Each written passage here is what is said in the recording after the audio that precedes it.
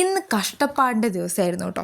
ഞാൻ കഷ്ടപ്പെട്ട് പാവാട അടിക്കുക കേട്ടോ. പാവാട പകുതിയിലാക്കി ഞാനും ഗ്രീഷ്മേച്ചിയും കൂടിയിട്ട് പഞ്ചായത്തേക്ക് പോയി. പഞ്ചായത്തിൽ കുറച്ച് കോപ്പി എടുക്കാണ്ടായിരുന്നു. മഹേശ്വരി ചേച്ചിയും ഫാത്തിമ താത്തയും ബിന്ദു ചേച്ചി എല്ലാവരും ഉണ്ടായിരുന്നു കേട്ടോ. അവിടുന്ന് നേരെ ഓർഡർ ആവും ഓട്ടം. കാരണം ഗ്രീഷ്മേച്ചിക്ക് മാവേലിക്ക് പോകണമായിരുന്നു. അങ്ങനെ മാവേലി കവറുകൾ നിരത്തി വെച്ചപ്പോൾ കവറിലൊരു ഓട്ടയ്ക്കുള്ള സൊല്യൂഷനും ആളുടെ കയ്യിലേ ഉണ്ടായിരുന്നു. അതിനടിയിലാണ് കെട്ടി വെച്ചു കേട്ടോ. അപ്പോൾ ഓട്ട റെഡിയായി.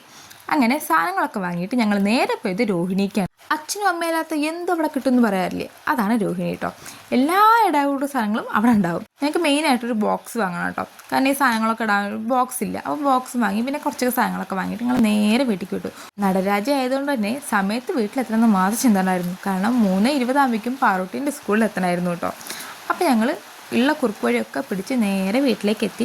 പിന്നീട് ഞാൻ എൻ്റെ പുത്രിയെ കൊണ്ടുവരാൻ വേണ്ടി മയിൽവാഹനെടുത്ത് ചീറിപ്പഞ്ഞിപ്പോയി. ഞാൻ പാവാട അടിക്കുകയാണ് പറഞ്ഞല്ലോ. പാവാടേൻ്റെ ജാക്കറ്റ് ഞങ്ങൾ നേരത്തെ അടിച്ചിട്ടുണ്ടായിരുന്നു കേട്ടോ. പാവാട മാത്രമേ അടിക്കാണ്ടായിരുന്നുള്ളൂ. അപ്പോൾ അതും അടിച്ചു കേട്ടോ. പാറട്ടിക്ക് ഭയങ്കര ഇഷ്ടമായി കേട്ടോ. എനിക്ക് ഒരുപാട് ഇഷ്ടമായി. നിങ്ങൾക്ക് ഇഷ്ടപ്പെട്ടാൽ പറയാൻ മറക്കരുതേ. സബ്സ്ക്രൈബ് ചെയ്യാൻ മറക്കല്ലേ.